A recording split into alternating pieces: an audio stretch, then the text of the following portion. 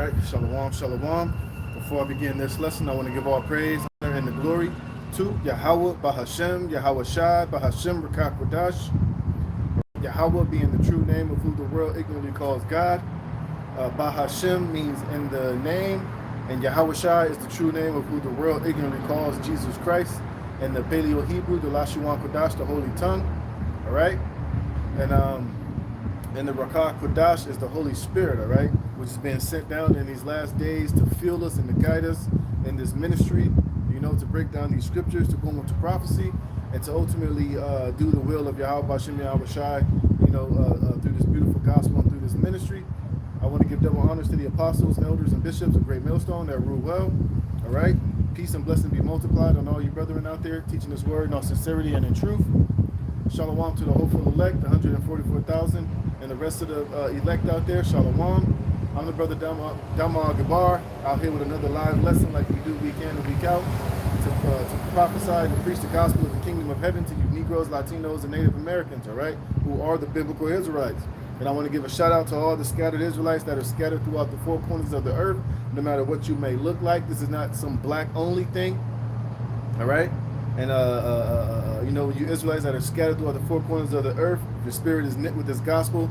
You're continuously watching these videos and calling upon the names of Yahweh Hashem Yahweh Shai through faith and truth and sincerity. Hey, that you're more than likely of the stock of Abraham, Isaac, and Jacob, and possibly of the chosen elect, man. Which in these last days, this is who this gospel is ultimately being preached to, so that you can receive salvation, the knowledge of self, and return back to Yahweh Hashem Yahweh Shai before the great coming destruction, of Babylon, the great America, and the end of this age and the rulership of the heathen, man. All right, I'm the brother Damar Gabar out here once again, and hey, Lord willing, this will be edifying, and those of you that tune in can be edified and and fed through the Spirit, all right? So, hey, man, the water Yahweh Bashem Yahweh Shai for giving me the ability to come out here another week, to come out here in the highways and the byways and to do this glorious and beautiful work, man. And, now more than ever, brothers, we should be praying as hard as we possibly can that the Lord don't take the spirit from us, that the Lord don't put no spirit of a reprobate or a bug out or cause us to be entangled with the affairs and the cares of this life to where we find ourselves losing faith and hope in the kingdom that is to come, man. Because right now the Lord is putting a very perverse and heavy reprobate spirit on the Israelites, and especially a lot of Israelites that know that they're Israelites, man. You got a lot of wild, crazy ass jakes that are out here moving very weird. They're bugged out. They're coming with all these different wayward doctrines. And some of them are even calling upon the names of Yahweh Hashem Yahweh Shai, but they're just not right in the spirit, man. So, hey, you got to be very circumspect, be wise about who you're learning from. Don't be out here learning from this group and that group and this group and that group. Hey, if you with Great Millstone, then stick with the elders and the apostles and the men of Great Millstone. Learn directly and straight for them. Don't be, watching us and then watching the IUIC or watching the ISUPK, because you will be confused, man. Because like I said, for the most part, we all teach the same doctrine, but a lot of these other Israelite groups, a lot of them have sold out. A lot of them have taken the bag. A lot of them are teaching damnable heresies, doctrines of devils. A lot of them are stumbling blocks, false prophets, hirelings, wolves in sheep clothing. And, we're at a time now to where we're too close to the end, for you to be being led astray. And ultimately, not being able to discern between who's serving the Lord in all truth and sincerity and who's not, man. So, hey, again, pray that the Yahweh Hashem Yahweh Shai send you to the right group, to the right prophets, and to the right men. All right, because like I said, it's a lot of bug out behavior going on out here amongst these Israelites that's on the internet and that's out here proclaiming themselves to be prophets and servants of the Most High, man. So, hey, I hope that the Lord leads the elect, which the Lord will lead the elect down to the right group and down the right path, man. But you are going to have a lot of stumbling blocks, a lot of bug outs, a lot of deceivers masquerading as prophets and men of Yahweh Bashem Yahweh Shai, man. But at the end of the day, we know at the end of the day that the elect are going to get this truth. The elect are going to be sealed. They're going to be given that exemption from judgment, and they're going to be led down the right path at the end of the day, man. But as far as today, what I want to get into is I guess it was inspired by Elder Apostle Ramlav's video he did earlier this week, saying that we finna win, man. And we are finna win. Who's finna win? The elect. ultimately all Israel eventually, but mainly the elect, the 12 tribes of Israel. Hey, we about to win, man. You know, and if you've been paying attention to seeing what's going on as far as America, as far as what's going on with Esau, Edom, man, hey, the Lord is literally before our very eyes taking down our enemies, man. Especially Esau, Edom, the so-called white man, and he is being exposed more now so than ever, man. You know, a lot of the stuff that we've been starting with the elders and the apostles have been prophesying since, you know, we got on the YouTube. Since they got on the YouTube in 2006, 2007. You know, up until now, a lot of the things that the elders and apostles have been saying and we've been teaching are now starting to hit harder than ever, man. We've been telling you, Jakes, that America financially was going to eventually collapse, that America was circling the drain. You know, that Esau's, you know, he's massively overrated. He's the wicked that the Bible speaks of. He's the Edomites. He's not the so-called, he's not Jewish. He's not the people of the Most High. You know, we're telling you that World War III is going to take place, man. We've been telling you that all hell is getting ready to break loose here in Babylon the Great and around the world. And now these things are right there at the door. You know, and if you're not rejoicing, if you're not rejoicing in the spirit and not glad and praising your house, is doing great things and showing great signs that we about to get the hell up out of here. That we really about to win, man. We really about to be delivered out of Babylon the Great. That this wild, wicked, nasty captivity is just about over, man. Hey, it can be months. It can be 7 months, 8 months, 12, 10 months. That the Lord's about to judge this place for something serious, man. I was reading an article today. You know, now Trump is talking about America has to go to war with China. Ever since China, Russia, India did that little. Now Trump is saying that basically they're commiserating to come up against America. They should have included us. We should have been invited. No, because like we've been telling you through the Spirit, hey, the Lord is pretty much isolating America ultimately to be destroyed, man. And we literally see these things taking place. Hey, man, and that should revitalize you and jumpstart your spirit, man, to want to go harder, to continue to pray, continue to praise the Most High, to continue to pray at the Lord, speed this things up so we can get the hell up out of here, man, so that we can get our portion, our kingdom, our rulership, man, so we can get those new bodies. We can be, you know, changed, man. We won't have to worry about going off or sinning or having to come out here on the highways and the byways and teach our people this truth. You don't have to worry about dealing with 2/3 and hard-headed ass jakes and baby mamas, being on the bottom, you know, being the first, the last hired and the first fired, man. You know, having to see our women totally just the lowest and basest women on the planet Earth, having our men out here in that low vibrational, low-hanging fruit spirit, man. So we're going to be changed. We're going to be glorified. We're going to be able to finally boast over all of these heathen nations, man, and take our rightful seat as the sons of, take our rightful seat as the heirs, you know, the sons of God, man. To have spiritual power, to be in the power seat, to have dominion and rulership. Respect, man, honor, glory, all these things that have been promised for us to receive. It's right there at the door, man. Hey, and we about to receive it soon, man. And Lord willing, you know, hey, I'm a part of that number in my household. And all you sincere brothers that truly believe, man. Because this place is through, man. Everybody is struggling. People are fucking catching hell. You look on TikTok, all you got is people crying in their cars about how this Trump administration is bullshit. A lot of you maggers is then got duped. A lot of you thought that he was going to make America great again. You thought he was going to revitalize that spirit of the good old fashioned white boy and white woman.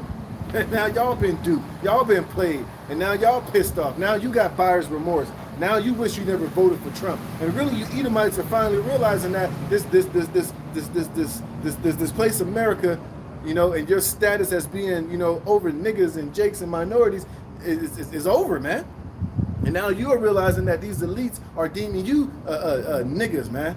Right? That these elites and these small hats have taken the whole blessing and taken all the pie and all the blessings and left you out here on the shitty end of the stick, man. And now you out here crashing out. Now you want to come with Jake and the minorities. Hey, brother, we got to rise up against this government. It's us against them. No. It's always been y'all against us. You just realizing that you just got the shitty hand of the shitty end of the stick, man. Now you starting to feel what it feels like to be niggas, man, to be lower class citizens, you know. And we love it, man. Seeing these Edomites crash out, they crying, You know, they bitching, they moaning. Hey, and pretty soon these Edomites are about to they're gonna storm the Capitol again, man. Hey, and when all hell break loose, when Scripture tell you about this sedition and all this rising up, it's gonna be a lot of these Edomites that's gonna be rising up and fighting against this government pretty soon. The fuck is that? All right, there's gonna be a lot of these Edomites that's gonna be rising up and fighting against this government, man. You know, and some of these stupid black ass Trumpers, some of you black maggers, and I can't wait for you Hodge twins and you Antoine Daniel niggas, man. You Trumpers, y'all niggas gonna get hit with the reality stick too. And Shalom, brother. Why keep the faith? Why Shalom, man. Yeah, like niggas like Antoine Daniels and the Hodge twins. You know, you black maggers. Hey, you niggas are gonna get the shit. Y'all gonna get fucked up too, man. And we can't wait, man. But ultimately, at the end of the day, man, hey, we finna win, man. Hey, the Lord is taking this place down. Esau is being exposed, man. Oh, I was reading an article before I came that over there in Israel, they just burned down one of Bibi Netanyahu's houses. All right, the small houses being exposed for being a bunch of damn degenerates, the biggest racists, liars, sorcerers, blood-drinking, murderous, racist pieces of shit on the planet Earth, man. Hey, it's an all-out onslaught and exposure on Esau Edom, man, and that's all through the spirit and power of Yahweh Shem Yahushai, man. Because now is the time for truth. Now is the time for righteousness to be established on this planet Earth, man. And the man of sin, let me get that. This damn devil Esau Edom is finally being exposed, man, and he can't hide himself. And this precious America, the hammer of the whole earth, is literally about to be annihilated, man. I was reading an article with China and Russia. They unveiling those new fucking weapons, man. You got these, hey, and America is tripling. You got Trump trying to keep face, talking about, we got to go to war. They're going to learn. They ain't going to learn shit. The only one that's going to learn is you, Esau, is you, America, your military. This wicked, blood-soaked, murderous, unrighteous, filthy land is about to learn, man. And the Lord is about to let these nations unleash all nuclear annihilation here on Babylon the Great, man. And that's what we need as far as, our end of prophecy, man. Because the sooner this place is destroyed, the sooner these Edomites and these nations go to war, the sooner Esau brings that MOTP, the sooner this economy collapses and all things as according to prophecy come to pass, we out of here, man. We are out of here. Let me get this real fast. Shit, it should be, hey, I'm excited, man. You know, because all we do here all day is stress and worry and catch hell. You know, hey, but it's more comforting for us because we understand why. You know, and every day all I think about is Yahushua showing up in that chariot, man, that 7,000 mile wide chariot coming to do what was prophesied for him to do, to judge and to make war, to come with the angels and the chariots and the fire and the smoke, you know, the lasers. Gather these nations in the middle of the valley of Jehoshaphat and get busy and get down. Gather the elect from the four corners of the earth and take us up into those chariots where we're going to be changed, man. Shed these bodies, man. You know, get upgraded, get that immortality, get the victory, get the prize, man. And to begin our rulership and our kingdom here on this earth, man. Because we got a whole lot of ass to kick. We got a whole lot of vengeance to dish out. And we got the greatest reparations package the earth is ever going to see when Yahushua comes back, man. Shit, let's go. What was I about to get? Shit. Oh, man, I just lost my train of thought. Damn it, Salakia. Oh, I know.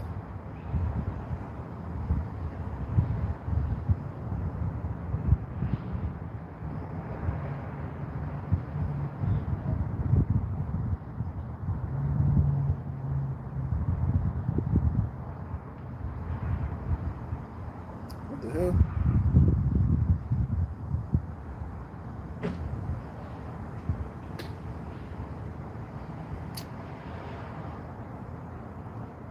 Salakia.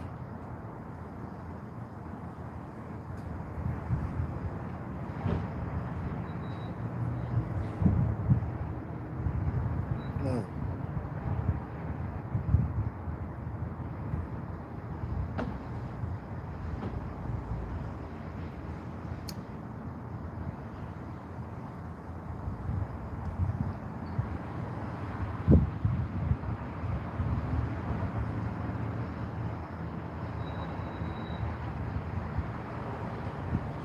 So, let me get this. What the hell is it?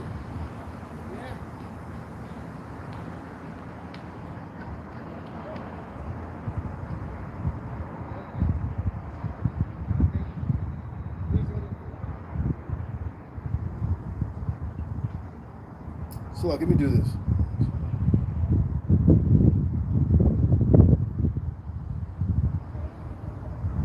Are you serious? Here we go. Damn. Slock, it should take forever. This is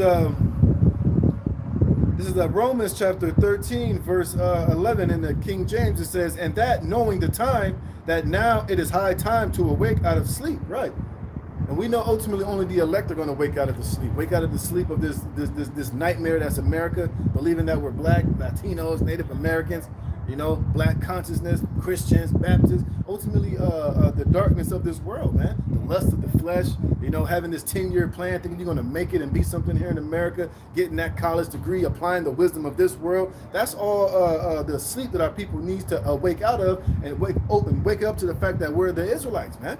Because we know ultimately only the elect are going to be taken out of those graves, man. Taken out of that deep sleep, this gross darkness that has that is over the minds and the spirit of 2/3 of our people. And the Lord has granted us to awake out of that, man. He's resuscitated us with this 100% truth, with this wisdom, knowledge, and understanding, and the breath of the Most High, man. Which is ultimately, through His through their holy names. You see. It says, for now is our salvation nearer than when we believe, man. And we even know it's close, but it's even closer than what we really believe, man. Hey, and like we've been saying for weeks, the Lord is definitely speeding up the times, man. It seemed like just yesterday it was Monday. Now it's Friday all over again. Then this weekend's gonna go past. You're gonna do what you got to do throughout the week, and next thing you know, it's gonna be another Friday. Then it's hey, what's it, September? We're already a couple months left of this 2025, man. And 2026 is going to be here before we even realize it, man. Because why? The Lord is speeding up the time. So just like we're hastening the time, Yahweh Shai is praying to the Father to hasten the times, man, so that He can come back and get busy and gather His elect, His friends, and ultimately to come to judge and to make war and to whoop a lot of ass on these heathen nations, man. And the scripture say that it's the Lord's good pleasure to give us the kingdom, man. And you should be praying every day that the Lord speed these times up, And yeah, we know it's not going to be easy. It's going to be crazy times. All hell is going to break loose. Jacob's trouble, civil war, race riots, all hell breaking loose in the society. But you should have the faith, knowing that if you've been serving Yahweh Shem Shai in all truth and sincerity, that He's going to Psalms 91 His servants. We're going to eat when it's droughts out here, man. Hey, right now we can see, 2026 is going to be a very dry times, man. A lot of these farmers are not picking the crops. A lot of these farmers are not going to the farms. These white farmers in Arkansas and over there in Iowa and the Midwest, over here in California, a lot of the migrants that pick these crops, a lot of them ain't showing up to work, man. But you got so-called Esau, Edom, who's so hard working in this huge hard working, the hardest working man on the planet. He ain't gonna take his red ass and go pick these fruits and vegetables on the farms, man. You see? But hey, these are all beautiful times, man. But like I was saying, the Lord said His servants are going to eat. Hey, when drought comes, He said, my servants are going to drink, man. But the rest of these people out here, they're going to feel that out here. And it's coming here to America in 2026, man. All right, so don't get used to always thinking that these grocery stores and these supermarkets are always going to be filled with food, man. They're telling you that a famine is coming. The crops are not being picked. The fruits and vegetables are being left in the soil completely rotten, man, because of this Trump administration and his whole deportation BS, man. A lot of the farmers that pick those crops are not at these farms. They're not showing up. And these damn Americans, you're not going to go pick those crops. You're not built for working on the farm like these migrants were, man. So what the hell you think is going to happen, when these food shortages come? And it happened, man. It says, the night is far spent, the day is at hand. Let us therefore cast off the works of darkness, and let us put on the armor of light. See? And we know only the elect are the ones fitted to put on the armor of light, which is this whole truth, man. You see how 2/3 of our people are moving and operating in these last days. The last thing on their mind is putting on the armor of light, having their deeds being reproved, coming back to Yahweh Shem Shai in all truth and sincerity. Jake is still out here chasing the goddamn bag, man. Jake still got illusions of grandeur that they're going to make it here in Babylon the Great. That they're going to somehow go viral and become the next Instagram or social media star. That they're going to somehow, some way create a lane to where they're going to get paid off of this internet and off of algorithms and off of social media, which ain't never going to happen, man. So like it. Yeah, I'm in the IE. Right here in Highland, brother. Yep. So I'm still out here in the IE, and it says, "Let us walk honestly, as in the day, not in rioting and drunkenness, not in chambering and wantonness, not in strife and envying." Right, and that's what the average Jake is all about, man. Even in these last times, man. You know, and you can feel in the spirit something is about to happen. Something major is about to go down. It's about to be some major terrorist attack or some type of explosion. You know, you see Trump, all those women coming out, exposing Trump and all these, the Epstein henchmen. You know, hey, they're ready to testify. They're calling out names. They're pointing fingers, man. So you know these devils are going to need some distraction and try to sweep that under the rug, man. You know, like I said, you know, Trump is talking about we got to go to war. He just legally bombed that. He just recently bombed, you know, that Venezuelan boat, which is actually a goddamn act of murder, man. Because when they were allegedly smuggling those drugs, man, hey, capital punishment is not a righteous crime or fitted in this society to do if somebody is caught smuggling drugs, man. You're supposed to seize that cargo, you know, confiscate the drugs and throw that person in jail. You're not supposed to destroy them or put down capital punishment for drug smuggling, man. But your President Trump just violated that, man. Which is what? Pretty much an act of war against Venezuela, man. Hey, so the Lord got things popping in a major way all around, man. So now is not the time to be caught up in riding in the day, going to the club, partying and bullshitting, you know, trying to chase the bag, trying to get, you know, do the worldly shit that Jake is doing here, man. Now is the time to seek Yahweh Hashem Yahushai, now more than ever, because the days are short, man. And all right, Khan, if you can, brother. All right, maybe I'll put the location on next time, or if you in the area, I'm right here in Highland, right here off of Highland Avenue, right here, Highland and I don't know what the street is right here. I forget what the street is right here, but I'm right here off of Highland, man, like closer to East Highland, you know, right here from where across from this, there used to be a Stater Brothers right here, you know. But it says, "But put ye on the Lord Yahweh Shai HaMashiach, and make not provisions for the flesh." This is Lamentations chapter 4, verse 21. It says, "Rejoice and be glad, O daughter of Edom, that dwellest in the land of Uz. The cup also shall pass through unto thee. Thou shalt be drunken, and thou shalt make thyself naked." Right, and Esau's being made naked, man. He's being exposed. You know, all of this corruption, this government, this Trump administration is being exposed. You know, those small hats, all of your rape, your robbery, your murder, you know, all of your critical race theory bullshit. You know, just the nastiness of your history is all coming out, man. And you can't hide yourself, man. And the one thing you try to ultimately hide the most is the fact that you're Esau Edom, the wicked, the son of perdition. The wicked that the Bible speaks of, man. And now that information is being known all throughout the earth, man. Hey, and a lot of these so-called white people out here, they know what Esau Edom means, man.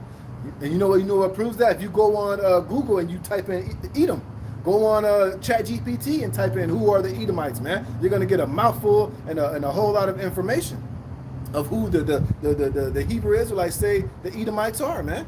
And now you can't sweep that back under the rug. You can't take that off, man, because that's out there in the universe. The Lord has made that information to be public. Now, of course, we know you're going to censor the internet. We know you're going to make it to where, you know, you're going to do things to where the famine of the word is going to hit. Hey, but that spirit of truth is still out there. You can't hide that. You can't tuck that back in. You can't pull your skirt down anymore of who you truly are, man. Just like those small hats, man. They can't stop the bleeding, man. They can't stop the wounds and the cut and them being exposed for what they truly are in these last days, man. And the only thing, that's why now they're trying to create all these anti-Semitic laws. That's why now they're getting ready to come with that Project Gideon shit to ultimately to sweep the internet, basically for any anti-Sim talking points or anything that pretty much exposes the goddamn devil for being the devil. That's what that's really is all about. It's not to stop trans shooters or to stop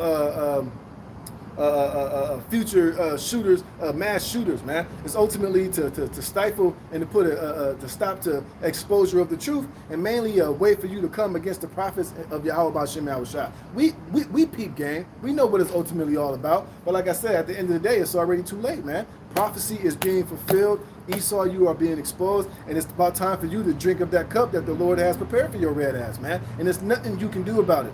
No amount of technology, no amount of unrighteous decrees, no amount of weapons or technology that you have is going to stop Yahweh B'Shem Yahushua from bringing his judgment upon you, man. And it's starting right now with us smoking you by the mouth of the prophets and with this truth, man. We're just waiting for Yahushua to come back to physically do it. And you seeing those chariots, and you seeing that Atlas 31, and you're seeing things out there out in space, you know, that you know is coming for your ass, man. That you're trying to explain away, but you can't stop seeing it. And you know ultimately, because these elites, they watch the prophets, they watch the men of the Lord. I mean, look at ChatGPT knows what the Israelites are all about. They know about GMS, what we teach, that we're all about prophecy, that we're telling you the end before it even happens, man. So you know about the UFOs, you know about the spaceships, you know about the chariots. You know that that's how Yahushua is going to come back in these latter days to put an end to your reign of terror, and ain't shit you can do about it, man. But lie and talk it away. Brother, got something? This is Matthew 5:10. Blessed are they which are persecuted for righteousness' sake, for theirs is the kingdom of heaven, right? And that's ultimately what we're the elect are about to receive. And you can't stop it, all right? It says, the punishment of thine iniquity is accomplished, O daughter of Zion, you see? Hey, so our punishment is just about up, man. Our punishment, these curses, being in captivity, being in this flesh, you know, being scattered throughout the four corners of the earth, you know, having to be under the boot and the oppression of our enemies. Hey, it's just about up, man. All right, but Esau and you heathen nations, yours is just the beginning, man. And ain't nothing going to stop it. You can't maneuver your way out of it. You can't talk your way. You can't bribe your way. You can't, you know, slither your way out of it, man. Because it's the counsel of Yahweh B'Shem Yahushua, and we see it clear. It says, he will visit thine iniquity, O daughter of Edom. He will discover thy sins, and your sins are being discovered in a major way. It's all over the internet, man. That's why, like I said, you're trying to do everything in your power to censor the internet, man. This is why you're trying to bring this digital beast, make everything go digital. Bring in this the mark of the beast. Bring in this new world order, this technocracy. So ultimately, you can have total control, but you're not going to get total control, man. Now you're going to get it off to a certain extent, but hey, it's going to be met with judgment. It's not going to come fully to pass, man. The Lord has appointed your bounds that you cannot pass, nigga. All right? You can only go so far in this thing. You're not in control of your own destiny. Your destiny is sealed, and you have a destiny with this destruction, man, and utter annihilation. All right? Let me see what else I got here, man. Yep. So hey, man, we finna win, man. We finna get the hell up out of here. We finna see, you know, our Lord and Savior Yahushua literally come back, man. All right, and everything that we see is just a prelude to that coming to pass. Hey, and it's our pleasure to come out here and to cuss you devils out, man, and to tell you in your face, in your kingdom, that you're going down, and it ain't shit that you can ultimately do about it. Now, of course, you can grab up some of us. You can lock us in detention centers. You can put us in prison. Oh, let me get that, man. You can put some of our head in a guillotine, but that's still not going to stop the reward of the elect, and that's still not going to stop your judgment, man. All right, let me get this.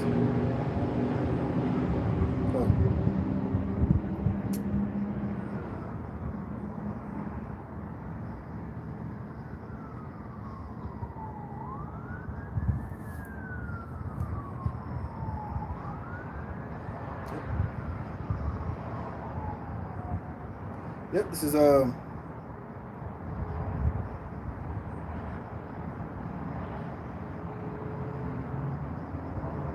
is Matthew chapter 10, verse 22, and it says, and ye shall be hated of all men for my name's sake, but he that endureth unto the end, the same shall be saved. You see? So we know we're going to be hated. We know that great persecution is coming. We're witnessing it right now. Like I said, shout out to the brother in South Carolina. The videos he's doing on TikTok, it shows you how much hatred two-thirds of our people have for the prophets and the men of the Lord. How much more these elites, these Edomites, these mercenaries, their troops, these other heathens, man.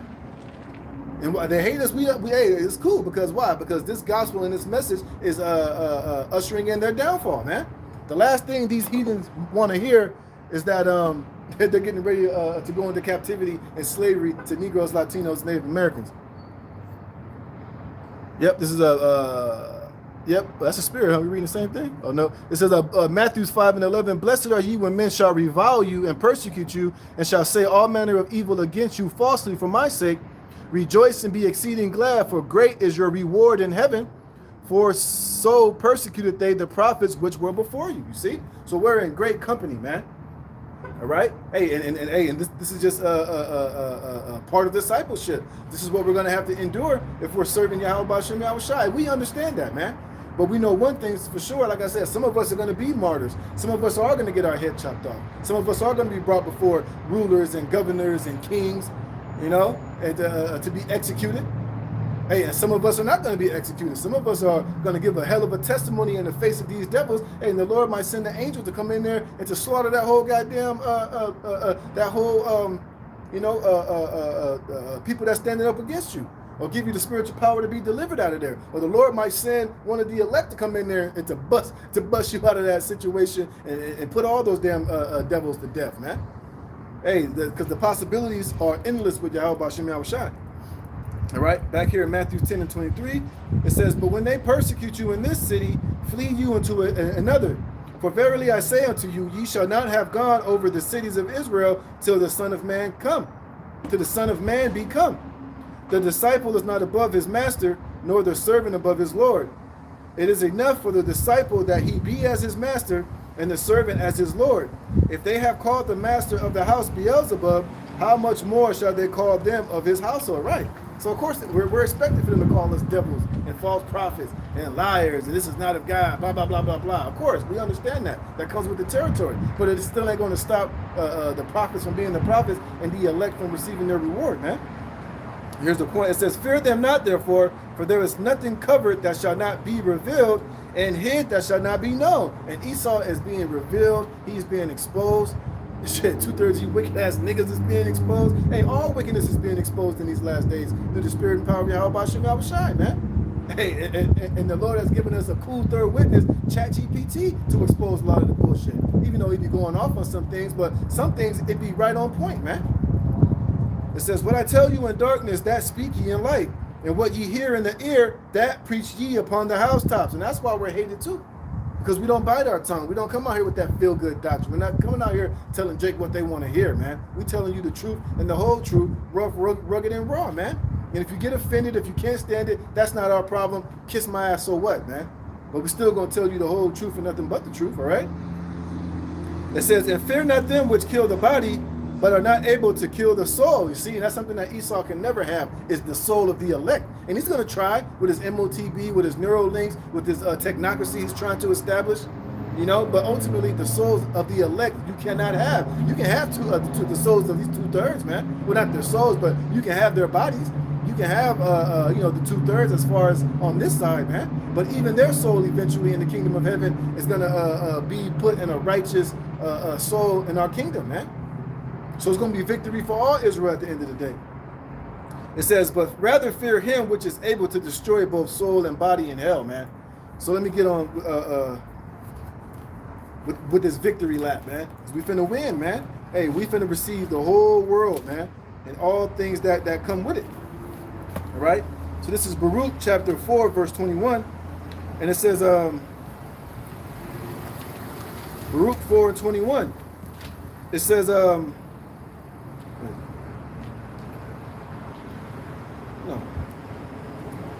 Oh, it's the wrong one. The wonder one.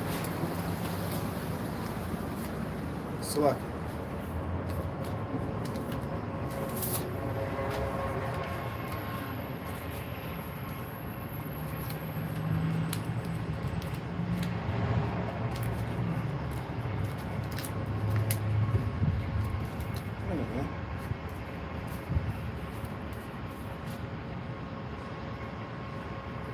This is Baruch chapter 4, verse 21. It's one of my favorite scriptures because it's one of those scriptures of hope, man. Knowing that we ain't forsaken. We ain't going to just be left here in the hands of our enemies, all right? This is Baruch chapter 4, verse 21. It says, be of good cheer, O my children. Cry unto the Lord, and he shall deliver you from the power of the hand of the enemies. You see? And only the elect are crying out to the Lord for us to be delivered, for us to be saved, to hasten these times, man, to bring judgment upon our enemies, man, to continue to let Babylon circle the drain, bring the economic collapse, bring the MOTV, bring an end to this captivity and this bullshit, man. It says that he shall deliver you from your enemies, for my hope is in the everlasting, that he will save you. And guess what? He is going to save his elect, man.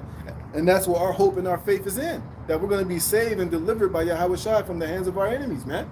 And it's already happening through the Spirit. We're just waiting for it to physically to come to pass. It says, and joy is come unto me from the Holy One, because of the mercy which shall soon come unto you from the everlasting, our Savior. You see? So we have mercy. We have a way out of this thing, man. We weren't brought here in America to just sit here and to rot and to just coagulate here in Babylon the Great forever, to be a goddamn homeborn slave for the rest of our lives. We were brought here to serve a captivity and a punishment, and at the time appointed, the Lord was going to have mercy, he was going to forgive us, and he was going to redeem us from the hands of our enemies, man. It says, for I sent you out with mourning and weeping, but the Most High will give you to me again with joy and gladness forever. You're talking about Yahweh Shai and his elect, man. Ultimately, you see, and that's the day that we're yearning and that we're waiting for. And all this stuff that we're seeing is all a prelude to this prophecy coming to pass. It says, like as now the neighbors of Zion have seen your captivity.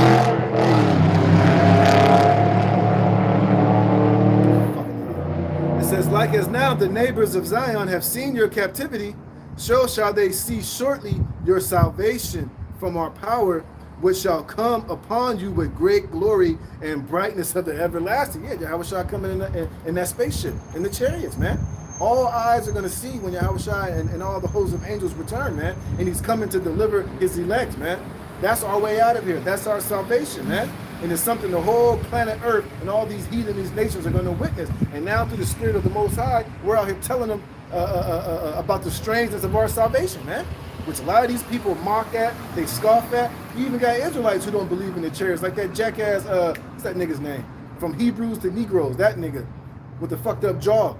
He don't believe that Yahweh Shai is coming back in the spaceship and going to deliver us in that fashion. So that nigga is not going to be delivered, and he's not going to be saved, man.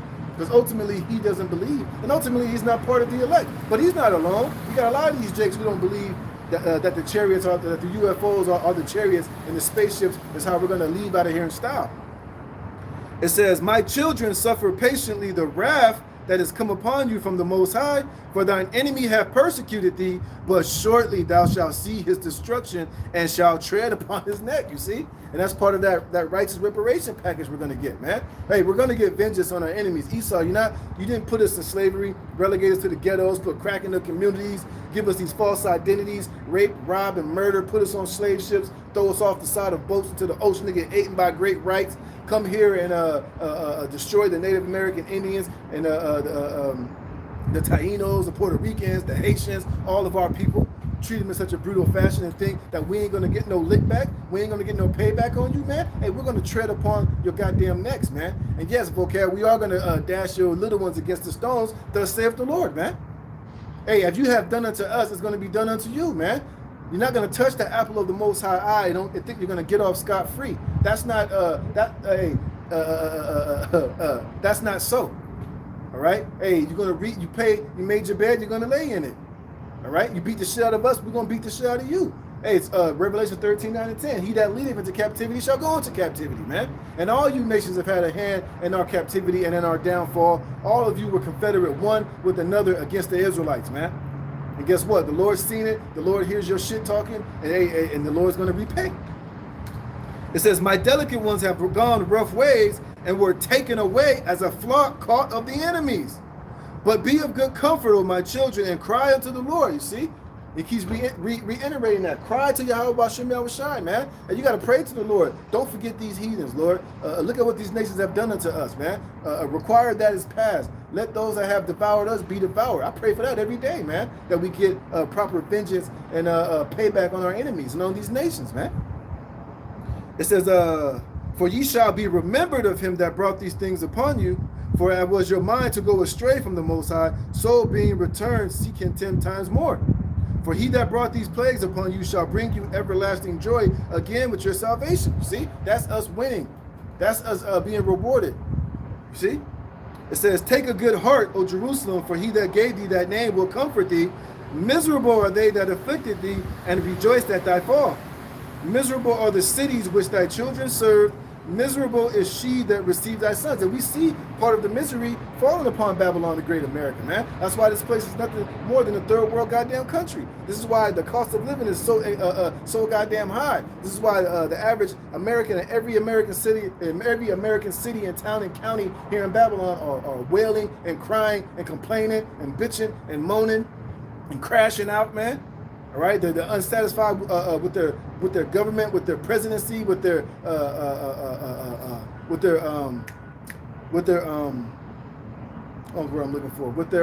their quality of life, man. And it's only going to continue to get worse and worse, man. Trump signing all these tariffs. A lot of these countries are no longer going to ship their goods here to Babylon the Great. Hey, pretty soon, these full storehouses here in America are about to be goddamn empty. All right, the dollar is devaluating even more and more. Pretty soon, gas is going to be $8, $9. A can of beans is going to be $15. Bread is going to be $40. It's going to be so bad out here, man. That but this is all part of the vengeance and the judgment on Babylon the Great, man. It's going to be miserable here, and who's going to suffer the most? These Edomites, man. These so-called well-to-do people here of this society, man. And yeah, Jake is going to suffer, but shit, hey, we're used to suffering. We're used to not having shit. We're used to scraping by and barely getting by. We're used to being on the bottom. Hey, but when it hit these Edomites, man, you know, when it hit these Edomites that's been so used to being, the higher scale of society, you know, they ain't know what it's like to miss a meal.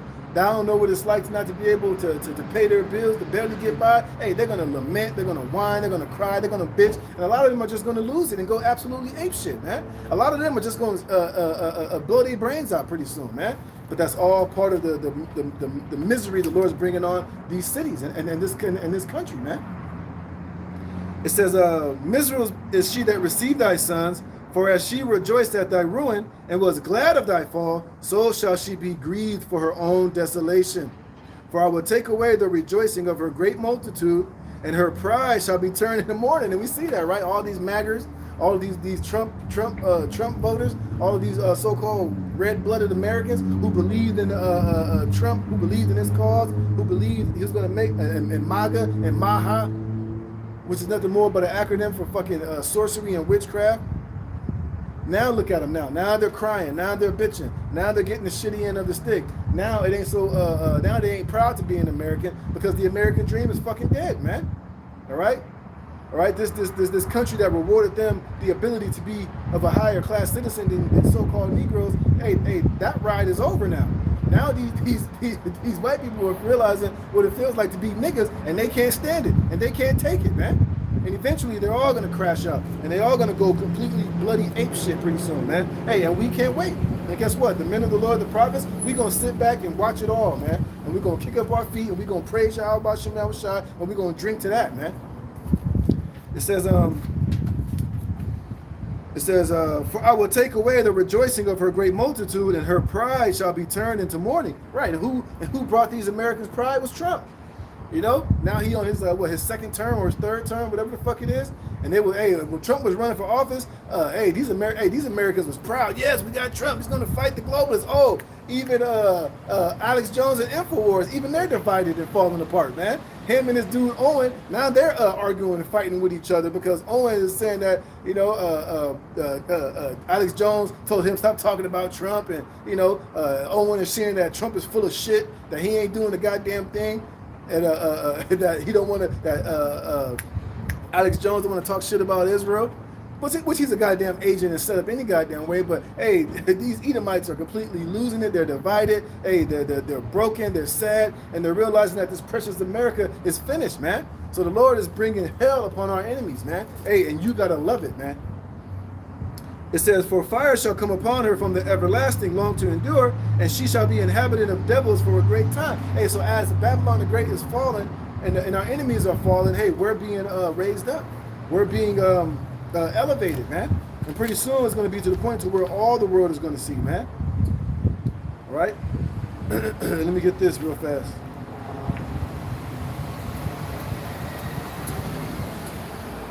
This is Deuteronomy chapter 30. Should I start at the top? This is Deuteronomy chapter 30, verse 1. It says, and it shall come, Deuteronomy 30 and 1, and it shall come to pass when all these things are come upon thee, the blessing and the curse which I have set before thee, and thou shalt call them to mind among the nations whither Yahweh thy God hath driven thee. All right, and right now we're at the point to where we're we're getting ready to embrace these blessings, man. We've endured the curses because of our rebellion, us going off, but now, hey, we're speaking the end of these curses, like I just read in Lamentations 4:21. Hey, our iniquity is just about up, man. The elect is being gathered, the elect are being sealed. All right, our enemies are being taken down. They're being gathered for this third world war. Meanwhile, the elect is being raised up, man. They're being sealed with this truth. They got that mark of exemption. They got the names of Yahweh Shem Yahweh Shai. Hey, we're on the up and up, okay? And it says, and shall return unto Yahweh thy power, and shall obey his voice according to all that I command thee this day, thou and thy children with all thine heart and with all thy soul. And then Yahweh thy God will turn thy captivity and have compassion upon thee. You see, we have compassion heading our way. Compassion, mercy, long forgiveness, man. Hey, but Esau is getting ready to be judged, to be found guilty, to finally eat the fruit of their wickedness and eat the fruit of their wrongdoings, man, and receive their judgment that's been so long, that's been so that's been held back for so long. It's getting ready to come, man. And he don't know how to act, man. It says, and will return and gather thee from all the nations whither Yahweh thy God have scattered thee. And if any of thine be driven out into the outmost parts of heaven, and where are we at now? We're on the outmost parts of heaven. We're on the whole other side of the earth, man. We're in the fourth part of the world, which is over here in the Americas, man. And you got our people scattered, over in the old world, all throughout Asia Minor, all throughout Asia, man. In Europe, so-called Europe, Asia. We're also over there in Africa. We're over here on the furthest parts, which is America, man. And the Lord is gathering his elect through this word. You see? It says, and if any be driven out unto the utmost parts of heaven, from thence will Yahweh thy God gather thee, and from thence will he fetch thee. And how is the Lord fetching us in these last days? Baruch 4:36, it says, O Jerusalem, look about thee towards the east, and behold the joy that cometh unto thee from the Most High. Lo, thy sons come, whom thou sentest away. They come gathered together from the east to the west by the word of the Holy One, rejoicing in the glory of God. You see? And that's how we're being gathered in these last days. It's through this word, through the internet, through the unicorn, through these shows, And that's why we say, hey, eventually we know Esau's going to bring the famine of the word, but by that time it's going to be too late, man. The elect are already pretty much gathered through this truth, through this gospel, through this ministry, through the internet, through the unicorn, man. You see? So Esau, just come on with it, man. You're going to get your ass whooped either way it go, so you might as well just stop pussyfooting and just come on with it, man. All right? And it says, and if any of thine be driven out unto the utmost parts of heaven, from thence will Yahweh thy God gather thee, and from thence will he fetch thee. And Yahweh thy God will bring thee into the land which thy fathers possessed, and thou shalt possess it, and he will do thee good, and multiply thee above thy fathers, and Yahweh thy God will circumcise thine heart, and the heart of thy seed, to love Yahweh thy power with all thine heart and with all thy soul, that thou mayest live. You see? Because ultimately he's going to put the law, statutes, and commandments in our inward parts, man. He's going to make it to where through the elect, through the elect, when we're changed, we get those new bodies where we shed this flesh and get those extraterrestrial bodies. He's going to put the law, statutes, and commandments in our inward part, where we're going to be incapable of going off, man. And when we bring back the 2/3 in the kingdom through our loins, they're going to come with that same supernatural extraterrestrial body, man. With their hearts, with the law, statutes, commandments already within their inward parts, man. They're not gonna be born into wickedness, into that malignity of sin and wickedness and going off, and disobedience, man. It's going to be bred in them from the moment they're born in the kingdom of heaven to only know and to do righteousness, man. And they're going to be immortal, and we're going to live forever, and we're not going to know sin. We're only going to know is victory and winning and blessings and abundance and riches and rulership and righteousness, man. All right?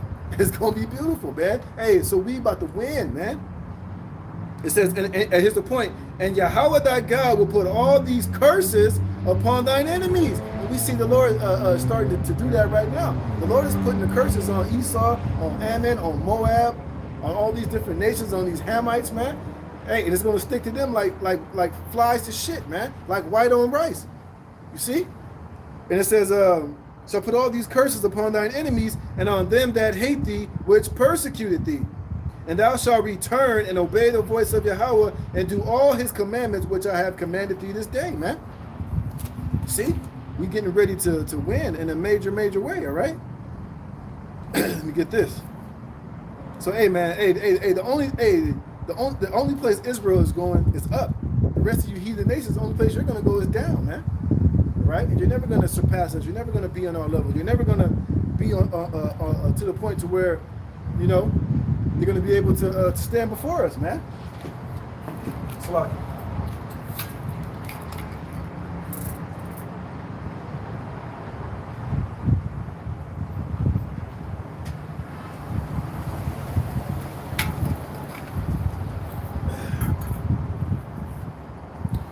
all right.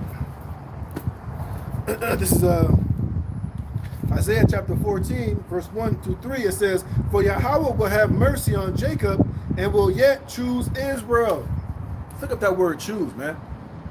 See? So he's going to have mercy on Jacob. Why did it say he's going to have mercy on all nations and Moab and Ammon and Edom? Because that's not what the Lord's, that's not who he's having mercy on. It's only on Jacob, all right? Let's get this word for choose.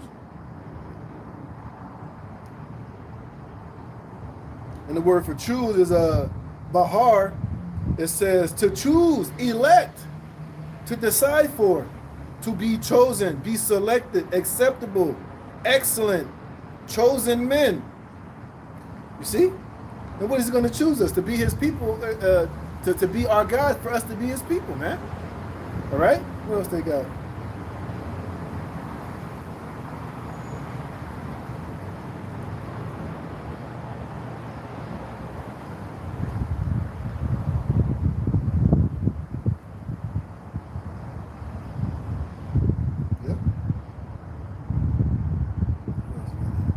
Yep, it says beloved, chosen, excellent.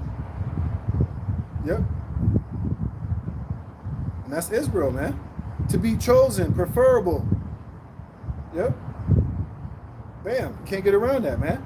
All right. For the Lord will have mercy on Jacob and will yet choose Israel and set them in their own land, and strangers shall be joined with them, and they shall cleave to the house of Jacob. Right. And those strangers are going to be the other Israelites, man. They're going to be strangers that's going to be joined with us are the other Israelites, man. And you know what further proves that that's not talking about the other nations? Because you have to understand the inner and the outer court, man. Even in Revelations, it tells you to the outer court measure it not, because that's given unto the Gentiles, man.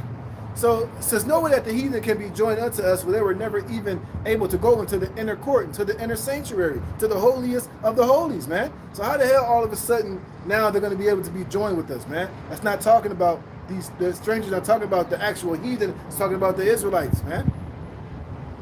Yep.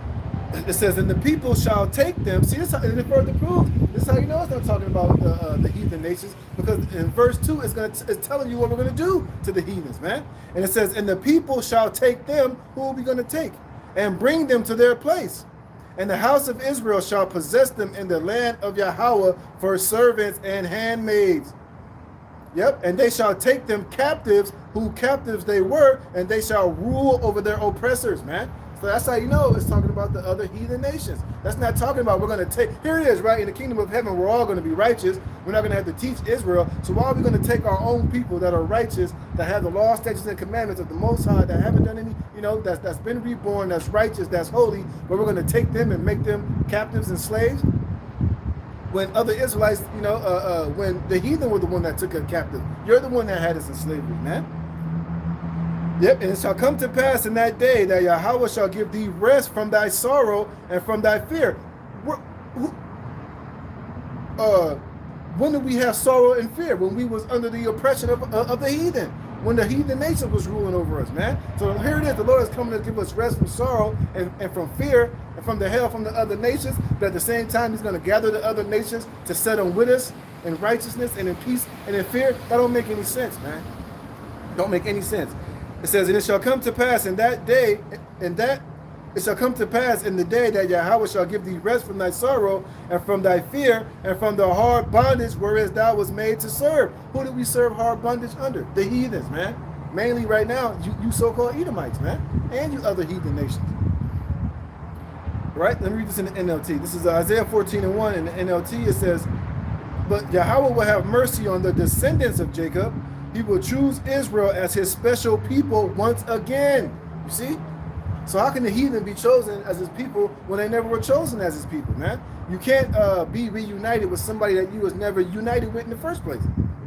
It says he will bring them back to settle once again in their land. Who's in the land right now? Read Ezekiel 36 chapter. The heathen are in the land. Why the hell do you think those Palestinians are getting bombed to hell and ethnically cleansed by those so-called Edomites over there?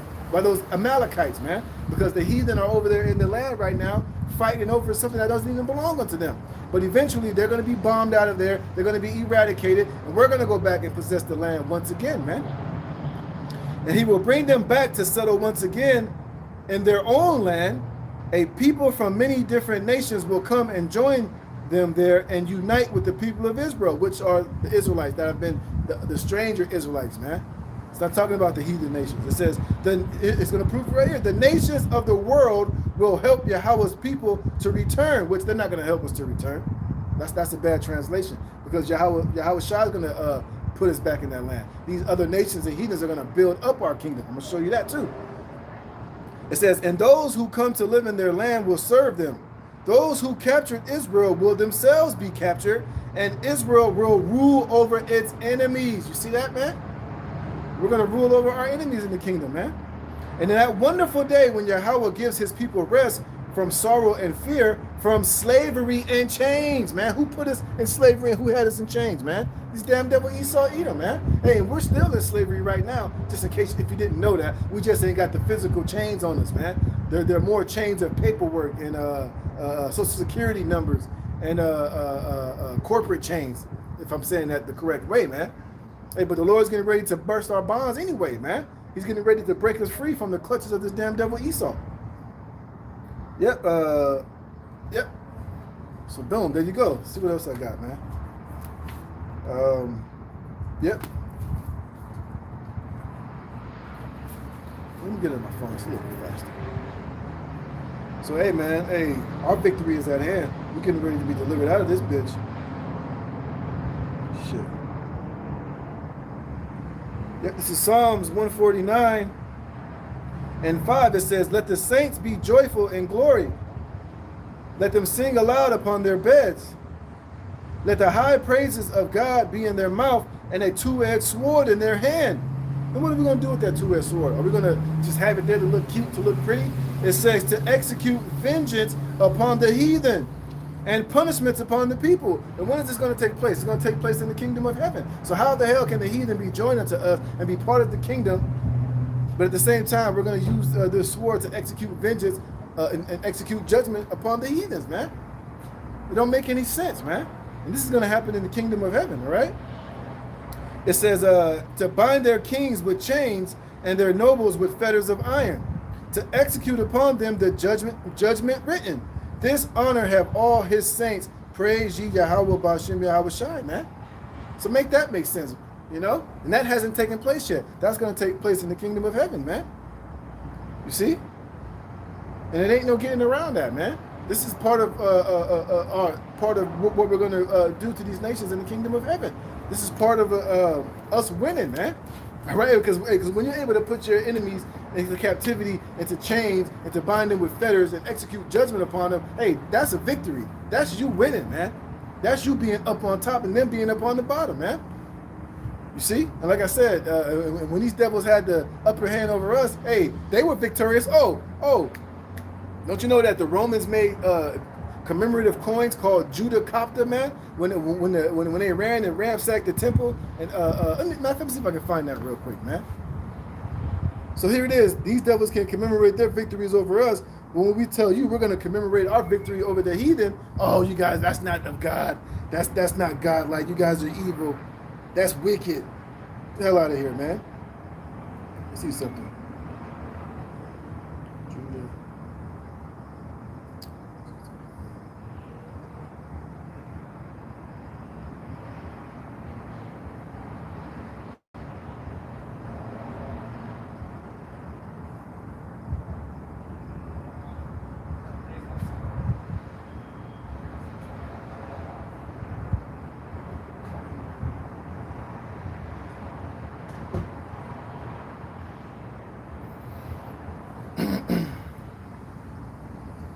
Yeah, look at this. It says, this is the Roman coins minted to dedicate victory over Jerusalem are known as the Judea Copta, or Judea captured, man. See?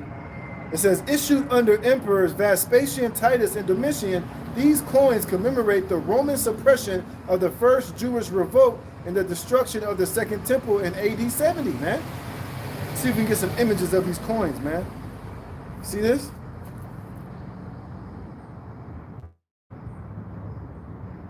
No, that's not it.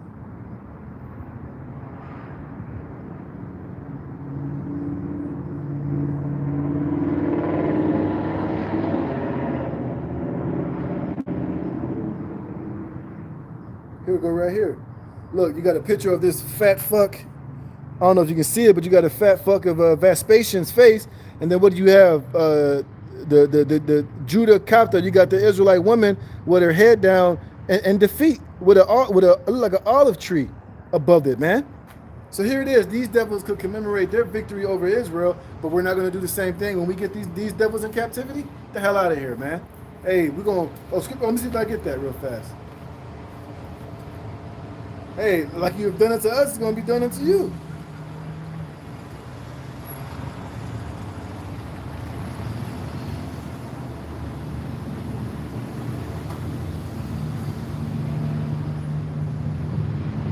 Yep. So Isaiah chapter 61, verse 6. It says, but ye shall be named the priests of Yahweh. Men shall call you the ministers of our power. Ye shall eat the riches of the Gentiles, and in their glory shall ye boast yourselves. See that, man? Just like they did unto us, man. Like I said, that whole Judah Copta was them commemorating their victory over the Israelites, man. And they were boasting and they was bragging. They made coins to commemorate it. Hey, just like we're going to do unto them, man. All right, let's get this.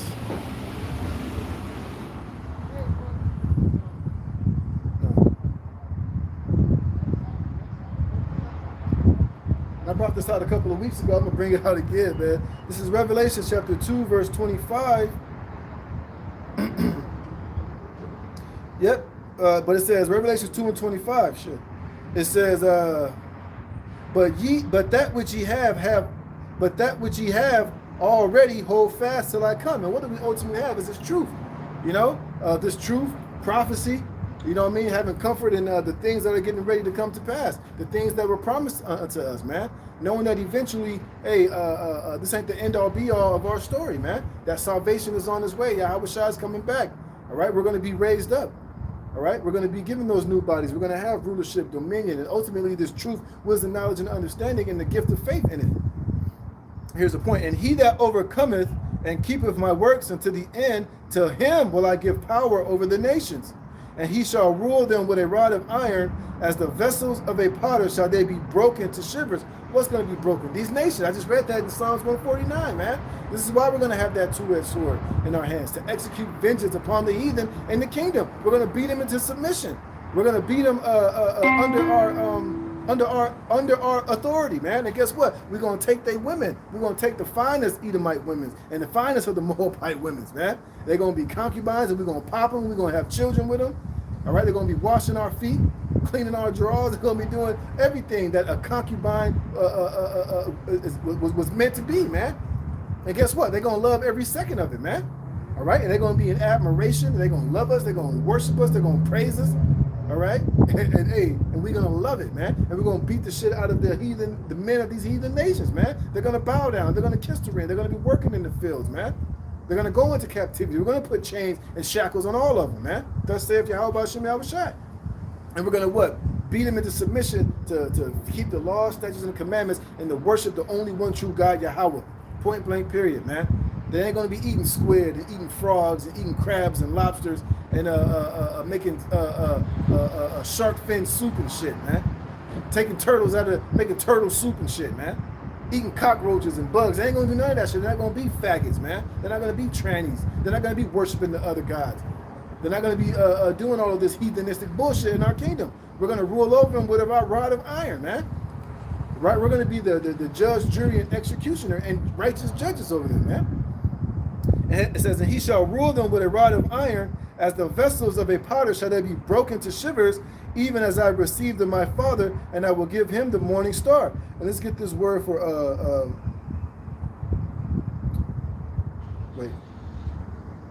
power. I love this definition of the word power, man. And this is what we're going to receive from Yahweh Shem Yahushua when we get those new bodies and the authority to do these things. And the word is exousia. It says power of choice, liberty of doing as one pleases. And we're going to do it in righteousness, of course. We're going to do it to the law, statutes, and commandments in the righteousness of the Most High. That's how we're going to rule over these nations, man. And we're going to have crowns on our heads. We're going to be royal. We're going to have authority and dominion and power in the kingdom and crowns and scepters, man. Shit. Hey, even our women are going to be able to rule over the women of the heathen nations, man. Hey, the same way that these the men of the other nations, Shalom, Mark Shalom, Kapayash, Ayash. Hey, just how the Hebrew Israelite man is going to have dominion and rulership over the men of the heathens. Hey, our women are going to have dominion over the women of the other nations, and you're going to have servants and handmaidens, man. They're going to be combing your hair, washing running baths, man, gathering your oils, combing your hair, tending to the being nannies and shit like that, man. Being cooks and confectionaries, man. They're gonna serve in our kingdom, man. All right. It says physical and mental power. It says the ability or strength with which one is endowed, and we're going to be endowed with all the power from Yahweh Shem Yahushai, man. We're going to have spiritual power. We're going to be able to read thoughts. We're going to be able to control the elements, man. Control weather, do all type of things with the power that we're going to be endowed with from Yahweh Shem Yahushai. And remember, Yahweh said things, even greater things that he did, we're going to be able to do, man. We're going to have endless, righteous, spiritual power in our kingdom, man. All right? And it says, the power of authority, influence, and of right privilege, the power of rule or government, the power of him whose will and commands must be submitted to by others and obeyed, man. Come on, man. That's how it says we're going to read that. That's the word for power. It says, to him that overcometh will I give power over the nations, man. You see, this is the power that we're going to possess over these nations, man. All right? We're going to have authority over the nations, man. So when we say move this shit here, they're going to get up and move shit there, man. And that's just on a more of a physical level, man. We're going to control the vibration of music.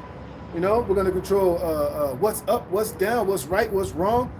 And we're going to just have the authority endowed by us by Yahweh Shem Yahushai. We can't wait, man.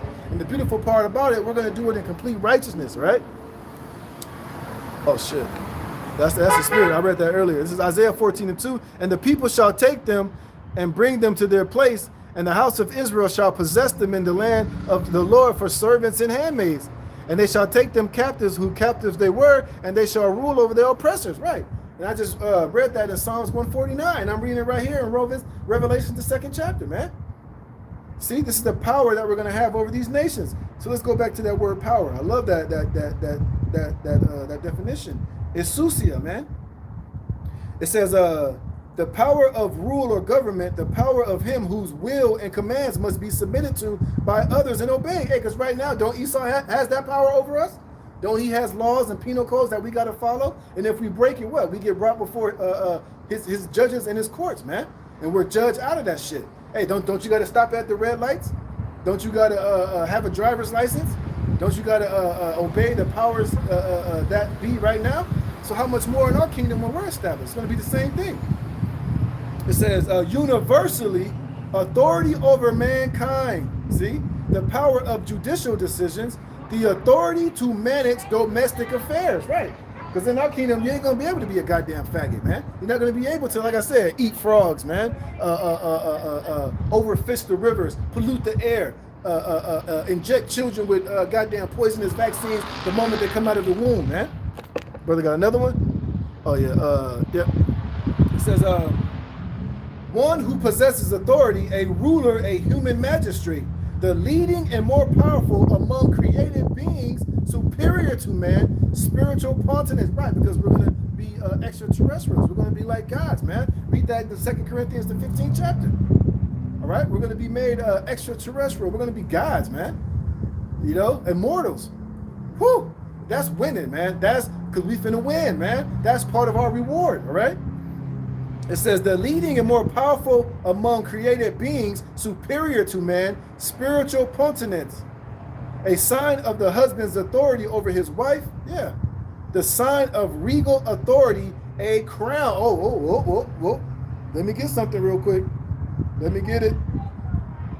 Let me get it.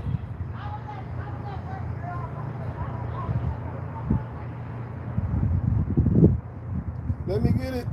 Let me get it. Yep. And live and color. It says, 2nd Ezra chapter 2, verse 40, take thy number, O Zion, and shut up those of thine that are clothed in white, which have fulfilled the law of the Lord. This is basically telling with the elect, the 144,000, man. The governing body of the Israelites, man. Like just like I read in Revelation 2 and 25, that's going to be us, Lord willing, that's us. We're going to have the authority. We're going to be joint heirs with Yahushua, man, in his kingdom. All right, and we're going to have crowns, shit. Hey, the Lord willing, if I'm part of the elect, I ain't never going to touch the ground, man. Everywhere I go, I'm just going to levitate, man. Crown, hey, that crown going to just be on my head. That scepter's going to be on my hip, man. Hey, we're going to shine, man. I always had this vision in the kingdom, hey, because I think I heard Apostle Tahar, one of the apostles say that, like, you know, when the governing body, we're not going to just always be around all the everyday average Israelites, man. Hey, it's like we're going to show up on special occasions, man. And when we show up, we're going to show out, man. We're going to just come and we're just going to shine and glisten, man. We're going to have the gold in the hair. We're going to have the crowns, the jewels, the authority. Just go, man, come on, man. I can't wait, man. Oh, I thought another precept. But let me get this first. It says, the number of thy children whom thou longest for is fulfilled. And that's ultimately the elect. It says, beseech the power of the Lord that thy people which have been called from the beginning may be hallowed. That's the elect, man. All right, Yahweh's friends, those that was with him in the beginning that create the heavens and the earth, the judges, the powers, the Elohim. Okay? It says, and I, Ezra, saw upon Mount Zion a great people whom I could not number, and they all praised the Lord with songs. And in the midst of them there was a young man of a high stature, taller than all the rest, which is Yahushua, and upon every one of their heads he set crowns. Wait a minute. He said crowns, right? What did it say here? A sign of regal authority, a crown. You see? And this is the authority that we're going to receive from Yahushua when you put that crown upon the head of the 144,000. It's representing this exousia, man. This power that we're going to have to rule over the nations with the rod of iron, with spiritual power and complete and total righteousness, man. See that, man? Look at this. The magistrate. Ooh, look at this. Superhuman continent, man. Delegated influence. Authority, jurisdiction, liberty, power, right, strength. See? Hey, the moment Yahushua put that crown upon the heads of the 144,000, hey, that exousia is going to be enacted, man. We're going to be activated, man. Shit, let's go. It says, and upon every one of their heads he set crowns, and I was more exalted, which I marveled at greatly. So I asked the angel and said, Sir, what are these? What are these? And he answered and said unto me, these be they that have put off the mortal clothing. Now I got to get 2 Corinthians 15 chapter. Or if one of you brothers are in the chat, put it up. 2 Corinthians 15, was that like the 50th verse? It says, these be they that have put off the mortal clothing and put on the immortal and have confessed the name of Yahweh. And now are they crowned and receive palms. See? Receive palms. Look at that up. What does palms represent in the scriptures? Let's see if we can get that real quick.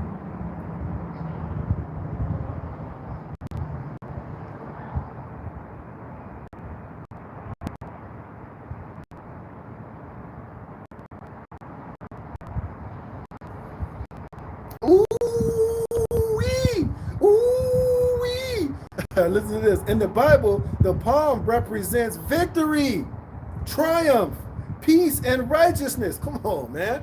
Ooh, what's what the palms represent? Remember when Yahweh shot? Weren't they putting the palms on his feet when he was coming to Jerusalem, man? Hey, that's because we're joint heirs with Yahweh Shai, man. We're gonna receive those palms, man. Let me read that again, man. Ooh, it says what? So what? We're going to be crowned, right? And it says, after this, he said unto me, these be they which have put off the mortal clothing and put on the immortal and have confessed the name of Yahweh, and now are they crowned. What does that crown represent? Exousia, that power, that authority, and palms. And here, in the Bible, the palm represents victory, triumph, peace, and righteousness. Ooh-wee. Look at this. It symbolizes eternal life and the Most High's divine blessing. Come on, bro. Come on, bro. Come on, bro. Let's go, man. I'm reading 2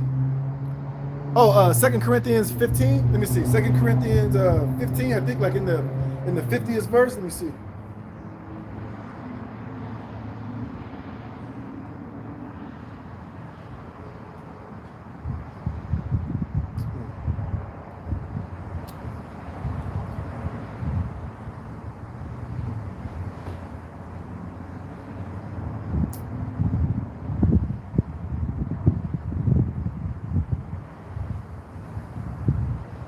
15 and 51. 1 Corinthians 15. And start at 50. But I'll try to get it right now. But it says, it symbolizes, the palm symbolizes eternal life and the Most High's divine blessing as seen in Yahweh Shai's triumphal entry into Jerusalem on Palm, it says Sunday, and the description of the righteous flourishing like palm trees in the Psalms. See, the evergreen nature of the palm also serves as a metaphor for immortality, while its use in the temple and during the Feast of Tabernacle highlights themes of divine presence and joy. Woo! See? And that's what we're going to receive, right? From Yahweh Shai, a crown and palms, which represents rulership, peace, immortality, man. That's dope right there, man. And victory and triumph, all right? But if you brothers didn't get it, I'll get it right now, all right? So we're going to put on that immortal, right? Brother ain't got it. He got it right there. This is 1 Corinthians chapter 15, verse 52. It says, in a moment, in the twinkling of an eye, at the last trump, for the trumpet shall sound, and the dead shall be raised incorruptible, and we shall be changed. Right, because before we get on those chariots, man, we got to be changed, man. It's going to happen just like that. Simultaneously, as we're beamed up into the chariots, hey, we can't go in there with these bodies, with this flesh. We can't go into the chariot with this humanly flesh body and stand before the presence of Yahweh Shai in these flesh bags, man. We're going to be changed instantaneously, you know? It says, what was that? Yep, for the trumpet shall sound, and the dead shall be raised incorruptible, and shall be changed. Now this I say, brethren, that flesh and blood cannot inherit the kingdom of God, neither doth corruption inherit incorruption. Behold, I show you a mystery. We shall not all sleep, but we shall all be changed, man. All right? Let's look up that word changed. We're going to be changed, man. And like I said, when we receive those crowns from Yahweh Shai, we're not going to be receiving those palms and his crowns and this body. We're going to be in those new changed glorious bodies, man. Those incorruptible bodies out of this flesh and those extraterrestrial godlike bodies. And the word for change is alasso. It says to change, to exchange one thing for another, to transform. Right, we're going to transform from this mortal to an immortal body, man. We're going to shed these fleshly bodies and get those new extraterrestrial bodies, man. All right, which is going to be what? Part of that is going to have the laws, statutes, and commandments in our inward parts, man. You see? It says to change, to transform, to make different. You're damn right we're going to be made different. We're going to be made gods, man, immortal, you know? No longer mortal, no longer able to die or to get sick or be corrupted or to go off for sin, man. And once we're changed, that's it, man. We're going to be immortals, gods, man. All right? Oh, look at this. It says, to speak in a different manner according to the different conditions of minds, to adapt the matter and form of discourse to mental moods, to treat them now as blah, blah, blah, blah. Yeah, man, we're going to be something completely out of this world, man. All right, so it says, in a moment, in the twinkling of an eye. I'm gonna read this in the NLT. Let's see how the NLT rides. It says, 1 Corinthians 15:50 in the NLT. It says, what I am saying, dear brothers and sisters, is that our physical bodies cannot inherit the kingdom of God. Right, because these bodies are prone to sin. They're weak. They're fleshly. They're unclean, man. So the Lord's gonna have to give us clean, new bodies, man. Unsullied, man. All right. It says these dying bodies cannot inherit what will last forever. Ooh, you see? Hey, and that's why we're going to receive those palms. That's why we're going to receive that crowns. What does it say? The palm represents triumph, victory, peace, and righteousness. It symbolizes God's eternal life and divine blessings, man. You see? That's part of what that palm is going to represent. The Lord showing us, look, now you have divine bodies, immortality. See? It says it will happen in a moment, in the blink of an eye, when the last trumpet is blown. For when the trumpet sounds, those who have died will be raised to live forever. Right, because you have the resurrection of some of us. Some of the elect are going to be already in the spirit world, but they're going to be raised. They're going to be first in the chair. So let me get that real quick. Let me get that. Let me prove that real fast. Raised.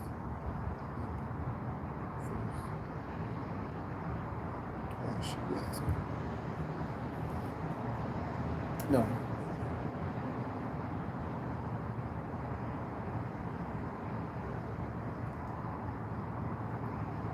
No, it's not that. Let me see something real fast.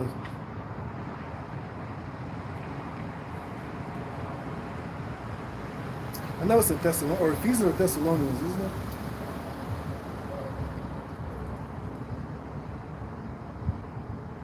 Yeah, here we go. 1 Thessalonians 4:14. It says, for if we believe that Yahushua died and rose again, even so them also which sleep in Yahushua will the Most High bring with him. What? When the Yahushua come in those chariots, at that last trump, when the elect are beamed up, those that have died here on this side are already going to be in the chariot waiting for us, man. They're already going to be in those new bodies. It says, for this we say unto you by the word of the Lord, that we which are alive and remain unto the coming of the Lord shall not prevent them which are asleep. For the Lord himself shall descend from heaven with a shout, with the voice of the archangel, and with the trump of the Most High. And the dead in Hamashiach shall rise first. Then we which are alive and remain shall be caught up together with them in the clouds, the UFO, the spaceships, the chariots, to meet the Lord in the air. So shall we ever be with the Lord. Why? Because we're going to receive that immortality. We're going to receive that crown. We're going to receive those palms, which signify immortality and divine blessings from the Yahweh Shem Yahushai, man. Look at this. This is Philippians 3:21. It says, it says, for our conversation, Philippians 3:20, for our conversation is in heaven, from whence also we look for the Savior, our Lord Yahushua HaMashiach, who shall change our vile body, that it may be fashioned like unto his glorious body, according to the working whereby he is able even to subdue all things unto himself. You see? Because when we meet Yahushua, we're not going to meet him in this fleshly, weak bodies, man. We got to be changed first before we can come into the presence of Yahushua, man. In the NLT it says, Philippians 3:20, but we are citizens of heaven, where the Lord Yahushua HaMashiach lives, and we are eagerly waiting for him to return as our Savior. He will take our weak mortal bodies and change them into glorious bodies like his own. Is not Yahushua sitting on the majesty on high in his glorified state? So we're going to be raised up to be in our glorified states, and we're going to forever be with Yahweh Shem Yahushua, man. We're going to be immortal. We're going to be changed. We're going to have those new bodies, man. Eternal life, immortality, Isusia, power, glory, you know? And we're going to boast ourselves among these nations, man. So that's the ultimate victory right there, man. And it's going to be culminated when we receive those crowns and those palms, which signify immortality, victory, and triumph, man. And if that don't get you excited and giddy and make you feel like you're 100 feet tall, then I don't know what to tell you, man. Shit. Hey, this is what we live for. This is what we're waiting on, man. That's why we say continuously, fuck this world, man. Esau ain't offering nothing like this, man. Hey, whatever Esau is offering you is vain, is weak, is stupid. You got to bend over and take it up the backside. You got to eat shit. You got to do all type of vile, wicked, nasty shit to receive, some form of victory from Esau, Edom. And on top of that, it's tainted and it's weak and it's defiled, man. But what Yahushua is coming with is pure, righteous. It's forever. It can't be tainted. It can't be. It's never going to fade away. It can never be corrupted, man. It's never going to just fade away or be looked at as something stupid, man. All right? It says, using the same power with which he brings everything under his control. Power of Jesus Christ. Yahushua HaMashiach. Yeah. We ain't coming in the power of Jesus Christ, man. We don't know no goddamn Jesus, man. That's another power. That's another God, man. Hey, Jesus ain't bringing immortality and Isusia and palms and eternal life to the Israelites, man. All right? But, hey, Jake got his zeal, but not according to knowledge, man. All right? But back to where I was. Yep. And he that overcometh and keepeth my works until the end, to him will I give power over the nations. And look how much information just came out from this one scripture, man. When you really go into it, you see the power of the Hebrew, power of the Greek, power of going into these things, man. It takes it to another level, man. It adds a lot more power and oomph unto it, man.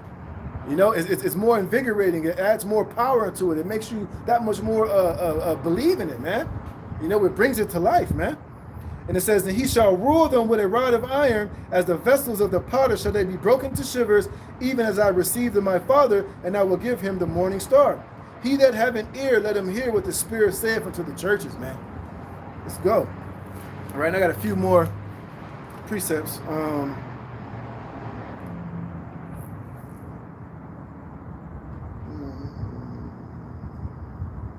Shit, let's go. What is that? Isaiah 60.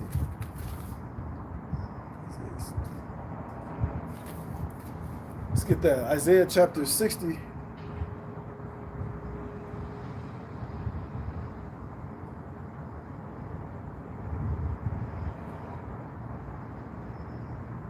Yep. This is Isaiah chapter 60, verse Isaiah 60 and 10. It says, and the sons, I'm reading the NLT, it says, foreigners will come to rebuild your towns, and their kings will serve you. See? And this is the authority and the power that we're going to be endowed with in that day, man. See, we're going to have the power over these nations. We're going to rule over them, all right? They're going to be doing what we tell them to do, taking our orders, taking our commands, man. They're not going to be sitting at the table with us and discussing, the kingdom of heaven affairs, man. They're going to be told what to do in our kingdom. It says, and they will serve you. Wait, it's lucky. And foreigners will come to rebuild your towns, and their kings will serve you. For though I have destroyed you in my anger, I will now have mercy on you through my grace. Your gates will stay open day and night to receive the wealth of many lands.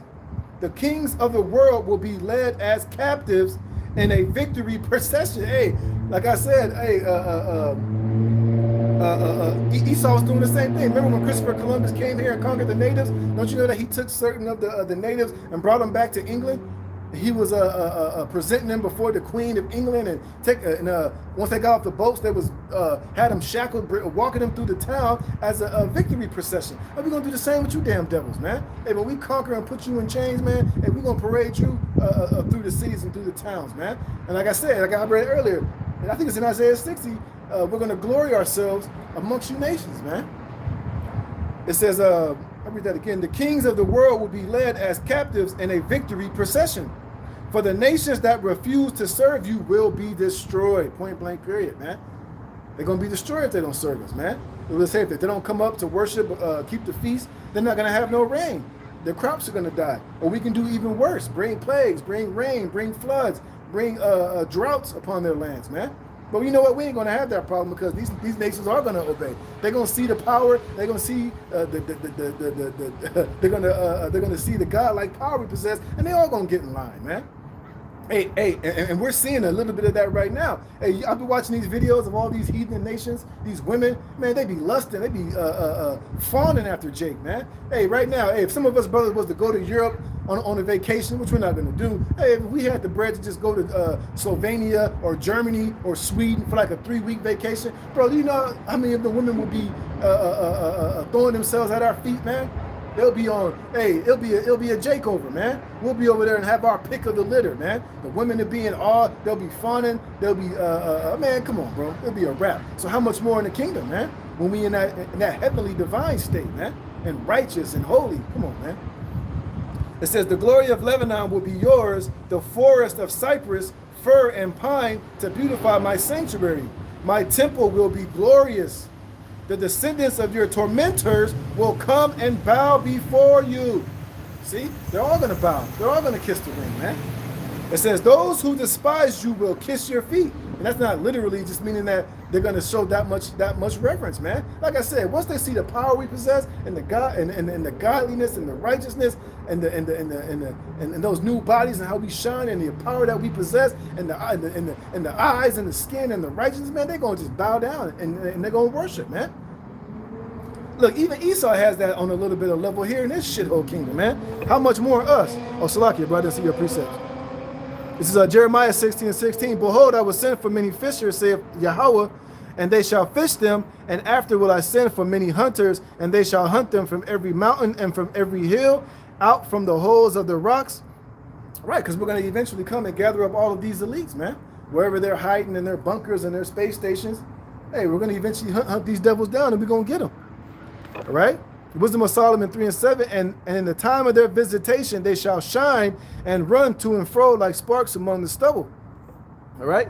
In Philippians 2:10, that at the name of Yahweh Shai every knee shall bow, of things in heaven and in things in the earth and things that are under the earth. You see? Hey, and with us being joint heirs with Yahweh Shai, we're going to receive that same glory, man. Well, I'm reading it right now. It says, the descendants of your tormentors will come and bow before you. Those who despised you will kiss your feet. They will call you the city of Yahweh and Zion of the Holy One of Israel. Though you were once despised and hated, with no one travailing through you, I will make you beautiful forever, a joy to all generations. Right, this is when scriptures say the nations are going to be blessed. Yeah, they are going to be blessed when the Israelites are in power and we're in rulership. Because why are they going to be blessed? Because the earth is going to be blessed in our rulership. It's going to be a righteous rulership with clean air, clean water. They're going to be able to eat natural organic fruits and vegetables, man. If these nations get sick or they get wounded, we're going to have the know-how and the ability, the wisdom, knowledge, and understanding, and the medicines to heal these nations, man. It's not going to be cancers and all type of diseases in the earth that the Israelites that we won't be able to heal or fix these nations with, man. Because it's not going to be for us. Because we're going to be immortals. We're going to be all righteous. We're not going to get sick. We're not going to get colds. We're not going to get fevers. We're not going to get bad knees or indigestion or fucking heart palpitations or things of that nature, man. But these other nations, they're not going to be immortals. They're still going to be in the flesh. So a lot of them, they are going to get sick. They are going to get colds, flus, viruses, sicknesses, or particular things of that nature. And we're going to have the wisdom and the ability and the know-how to heal these nations. So they are going to be blessed once we're in the rulership. Once the earth is under righteous authority, everybody on the planet is going to flourish through our righteous kingdom, man. Not that the nations are going to be blessed, meaning that they're going to be sitting shoulder to shoulder and on the same level with us. That's nonsense, man. It says, I will make you beautiful forever, a joy to all generations. Powerful kings and mighty nations will satisfy your every need as though you were a child nursing at the breast of a queen. See? These devils are going to want to do nothing more but to please us, man. To do what's right, to serve us, to be, in our presence, man. Hey, they're going to be offering up, they're going to be bringing all of the riches of their lands. Oh, my Lord, look what we got. This is for you, my master, my servant. This is the finest stones from my land I bring to you, my king, my servant. Because remember, man, certain members of the elect, the governing body, we're going to be ruling over certain parts of the planet Earth, man. Certain cities and parts of the earth are going to be yours to rule over, man. So you're going to be able to receive all of the riches of that particular area that you rule over, man. And they're going to bring you the best of everything. And guess what? Hey, certain of these heathen nations, some of them are going to be perpetual servants and slaves in our house. You might even take a liking to some of your Moabite slaves or your Ammonite slaves or your Hamite slaves. Hey, and you're going to treat them all right, man.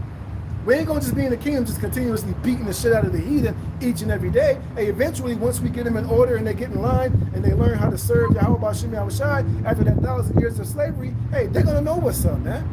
Hey, and if they got beautiful women, beautiful daughters, hey, they're gonna be telling the hey, I want you to have my daughter as a gift to you, because he know once she's in our possession, she's gonna be taken care of. She ain't gonna be working in the field. She ain't gonna be a handmaiden or washing pots or being a confectionery. She gonna be in the harem of the gods, man. Hey, certain of these heathen women, hey, you might take a liking to, you know. Of course, you're not going to be on the same level as your Israelite wife, but hey, you might have a certain concubine that you know, hey, you really like. You vibe with her spirit. You really like her. Hey, you might bestow gifts upon her. You might give her some fine dresses and silks and whatever particular dessert she might like. You may make sure that she receives those things, man. You know, or hey, that night when you call her to the chamber, you might have some gifts lined up for her, man. And she's gonna be blushing and gushing and love it, and you're gonna lay her down and you're gonna lay that royal rod on her, man. All right? And once you pop her, she's gonna be pregnant. She's gonna go on her way and just be elated and totally just gushing and forever vibing with your spirit, man. Shit. And it's just the truth, all right? And it says, I'll read that part again. It says, powerful kings and mighty nations will satisfy your every need as though you were a child, nursing at the breast of a queen. You will know at last that I, Yahweh, am your Savior and your Redeemer, the mighty one of Israel. I will exchange your bronze for gold, your iron for silver, your wood for bronze, and your stones for iron, man. We're going to be beyond wealthy, man. Wealth, it's like, you're going to be so wealthy and so blessed, now you're going to be able to put a number on the wealth, man. We just going to just have it, man. All right, it says, I will make peace your leader and righteous your rulers. Right, ain't gonna be no sellouts. Ain't gonna be no punk ass, coon ass Jake trying to get over on another Jake. We ain't gonna have no corruption within the ranks or within the government or within the power structure, because that Israel, we're gonna be incapable of being sellouts and being corrupted or being like that wretch Jason who sold out to the goddamn heathens to establish his priesthood. That's not gonna exist amongst us, man. We're gonna all be righteous.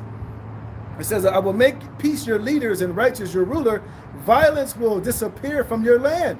The desolation and destruction of war will end. Salvation will surround you like city walls, and praise will be on the lips of all who enter there.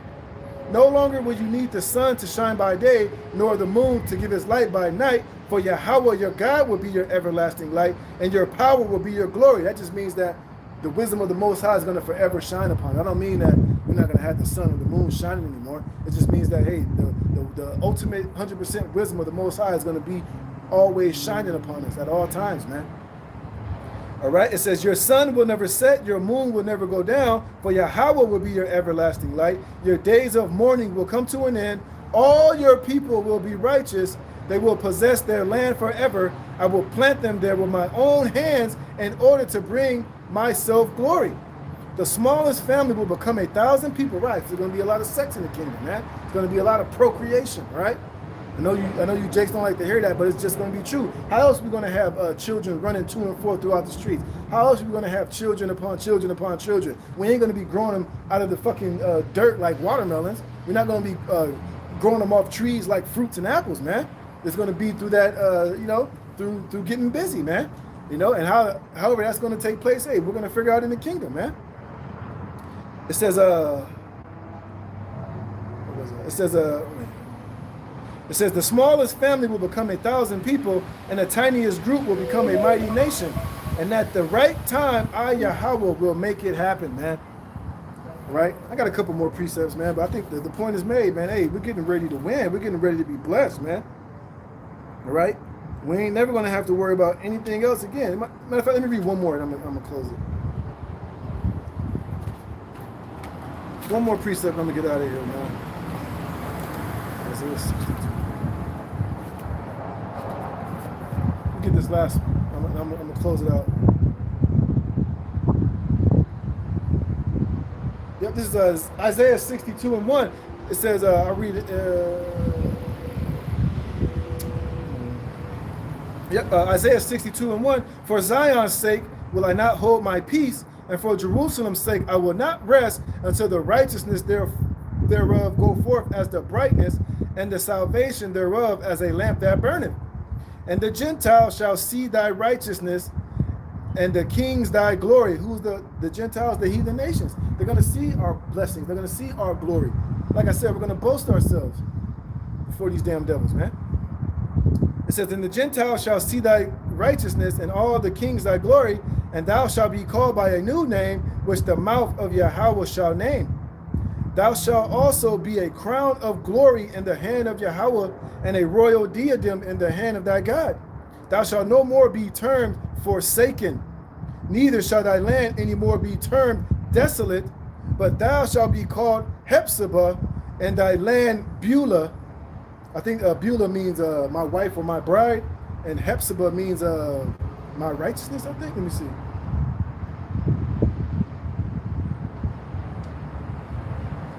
Right, Hephzibah means my delight. Right, my delight, a new name for Jerusalem, my delight. And Beulah is my bride. And thy land Beulah, for Yahweh delighteth in thee, and thy land shall be married. For as a young man marrieth a virgin, so shall thy sons marry thee. And as the bridegroom rejoiceth over the bride, so shall thy God rejoice over thee. I have, that's pretty much, oh no, it says, I have set watchmen upon thy walls, O Jerusalem, which shall never hold their peace day nor night. Ye that make mention of Yahweh Ba'Shem Yahushai, keep not silence, and give him no rest till he establish, until he make Jerusalem a praise in the earth. And we're doing that now, man. You know, constantly coming out here, doing these videos, doing these shows, and our prayers, calling upon the Lord, constantly praying, you know, to be delivered, to have salvation, for the Lord to speed up the times, to make good on the things that are written, you know. It says, Yahweh hath sworn by his right hand and by the arm of his strength, surely I will no more give thy corn to be meat for thine enemies. And why did that happen? Because we went off, because we rebelled. So that's going to happen in the kingdom, because we're no longer going to sin. The Lord's not going to have a reason to be angry with us or to send the heathen upon us as a form of punishment or scatter us throughout all the four corners of the earth. All right? It says, and the sons of the stranger shall not drink thy wine for that which thou hast labored. Right, we're not going to be fucking working on anybody's plantation or on anybody's land or working on any of these heathens corporations and building up their shit, man. We're going to own everything, and they're going to be working and building our shit. They're going to, when these nations need loans, they're going to have to come to us to get loans. It's going to be up to us whether we can give it or deny it, man. The whole table is going to flip, man. The Lord's going to take us from off of this dunghill and he's going to raise us up, you know? It says, but they that have gathered it shall eat it and praise Yahweh Ba'Shem Yahushai, and they that have brought it together shall drink it in the court of my holiness. Go through the gates, prepare ye the way of the people. Cast up the highway. That's what we're doing now with this truth. We're digging out all the stumbling blocks, the stones, the lies, the philosophies, the religions, the other gods, the false realities and truths, and we're creating a clean highway for our people to come back to Yahweh Ba'Shem Yahushai with this 100% truth, man. It says, gather out the stones, lift up a standard for the people. Behold, Yahweh hath proclaimed unto the end of the world, say ye to the daughter of Zion, behold, thy salvation cometh. Behold, his reward is with him, and his work before him. You see? So that reward is coming, man. And we're getting ready to win. And all we're going to do is win, no matter what, man. All right? It says, and they shall call them the holy people, the redeemed of Yahweh. What does redeemed mean? To be brought back, man. All right? It says, thou shalt be called, sought out, a city not forsaken. And all we're going to do is win and win after all that is said and done, man. All right? But I got another one. I'll read this one, then I'm going to close it out, brother. This is Isaiah 61:6. And you will be called priests of Yahweh. You will be named ministers of our power. You will feed on the wealth of nations, and in their riches will you boast. Instead of your shame, you will receive double portion, and instead of disgrace, you will rejoice in your inheritance. And so you will inherit a double portion in your land, and everlasting joy will be yours. And make an everlasting covenant with them. Their descendants will be known among the nations, and their offspring among the peoples, and all who see them will acknowledge that they are a people. Woo, that's right, brother. Because right now, hey, we're still unknown. People are are hearing that we're the Israelites, but there's still a lot of doubt and a lot of naysaying. But in that day, hey, when we come off of those chariots and our enemies beheld us, when the nuclear missiles drop and they see Negroes, Latinos, and Native Americans getting taken up into the chariots, and when we come back down in those new bodies, man, hey, it ain't going to be no question of who the chosen people of Yahweh B'Shem Yahweh Shai are, man. And we're going to be famous, and we're going to be acknowledged, and we're going to be blessed, and we're going to be famed, man. We're going to receive the whole world, and we're going to win and win and win, man. So with that, I'm going to close it there, man. Lord willing, this was edifying. Hey, the water for you brothers that was on the comment board for bringing those beautiful scriptures and participating. Lord willing, this was edifying. I'm going to give all praise, honor, and the glory to Yahweh B'Hashem, Yahweh Shai, B'Hashem Rakakodash. Double honors to the apostles and elders and bishops of Great Millstone that rule well. Peace and blessings be multiplied on all you brethren out there teaching this word in all sincerity and truth. And Lord, shalom to the hopeful elect, the 144,000. Hey, Lord willing, this is edifying. Lord willing, I'll be out here next week. And Shabbat Shalom.